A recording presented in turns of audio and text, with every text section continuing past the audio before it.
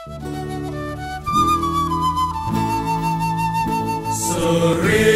persaudaraan.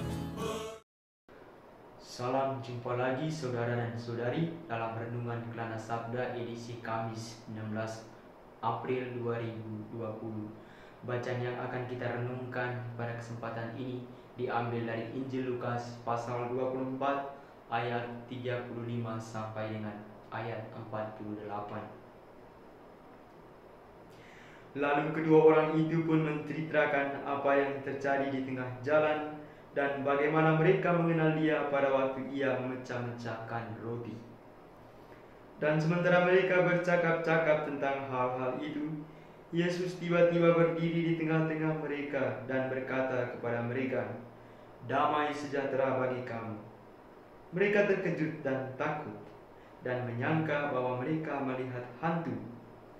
Akan tetapi ia berkata kepada mereka, "Mengapa kamu terkejut dan apa sebabnya timbul keraguan-raguan di dalam hati kamu? Lihatlah tanganku dan kakiku, aku sendirilah ini. Rabalah aku dan lihatlah, karena hantu tidak ada daging dan tulangnya, seperti yang kamu lihat ada padaku." Sambil berkata demikian, ia memperlihatkan tangan dan kakinya kepada mereka. Dan ketika mereka belum percaya karena girangnya dan masih heran, berkatalah ia kepada mereka, "Adakah padamu makanan di sini?" Lalu mereka memberikan kepadanya sepotong ikan goreng. Ia mengambilnya dan memakannya di depan mata mereka.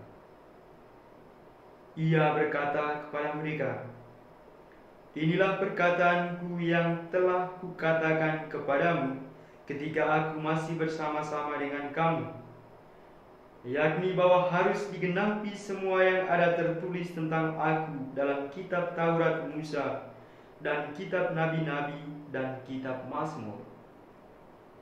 Lalu ia membuka pikiran mereka sehingga mereka mengerti kitab suci.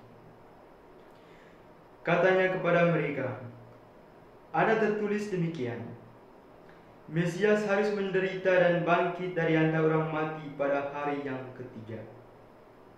Dan lagi, dalam namanya berita tentang pertobatan dan pengampunan dosa harus disampaikan kepada segala bangsa, mulai dari Yerusalem. Kamu adalah saksi dari semuanya ini." Demikianlah Injil Tuhan. Salam kasih persaudaraan, salam kebangkitan, salam, haleluya. Saudara dan saudari yang terkasih dalam Tuhan kita Yesus Kristus, kita mengetahui bagaimana situasi para murid ketika mereka ditinggalkan oleh guru mereka, yaitu Yesus Kristus, yang dijatuhi hukuman mati di Yerusalem. Situasi yang dialami oleh para murid setelah itu adalah ada di dalam ketakutan, kecemasan, dan kenapa mereka takut? Hal yang membuat mereka takut adalah mereka berasumsi jangan-jangan mereka juga akan mengalami nasib yang sama seperti Yesus Kristus. Untuk itulah mereka mengurung diri, tinggal di dalam ruangan tertutup. Saudara dan saudari, apa yang dilakukan oleh Yesus ketika saat itu? Yesus menampakkan diri kepada para murid. Tetapi itu pun para murid tidak mampu menangkap kehadiran Yesus yang menampakkan diri itu. Maka Yesus melakukan suatu perbuatan yang pernah ia lakukan sebelum ia meninggalkan para muridnya, yaitu mengadakan perjamuan. Kita mendengar bagaimana kemarin di hadapan kedua murid Emmaus, Yesus berusaha untuk membangkitkan ingatan mereka dengan cara memecahkan roti.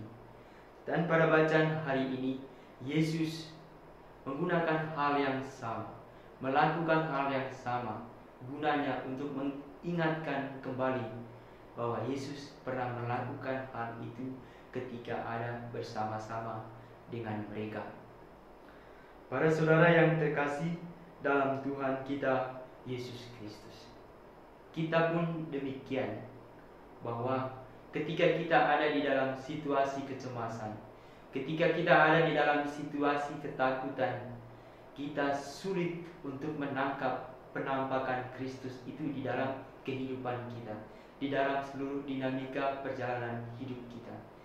Kita oleh karena rasa kecemasan yang berlebihan membuat kita kehilangan arah kehidupan, membuat kita cepat putus asa dalam kehidupan ini.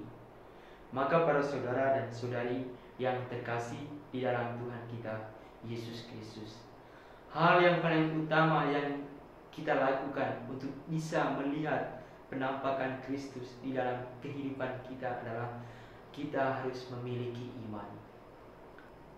Saudara dan saudari yang terkasih di dalam Tuhan kita Yesus Kristus, semoga melalui bacaan-bacaan ini, melalui bacaan di mana Yesus menampakkan diri kepada para muridnya, juga menjadi inspirasi, menjadi semangat, dan menjadi kekuatan baru bagi kita untuk bangkit dari segala ketakutan, bangkit dari segala kecemasan yang menguasai seluruh kehidupan kita.